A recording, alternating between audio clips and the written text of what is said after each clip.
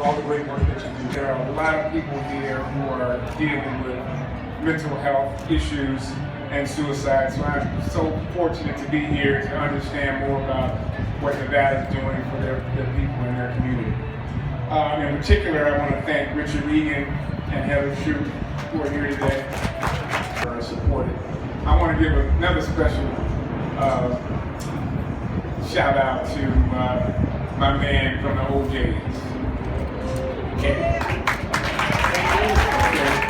was here from the very beginning. My father loved him to death, and I'm so happy that he was here to share this experience with me. Okay?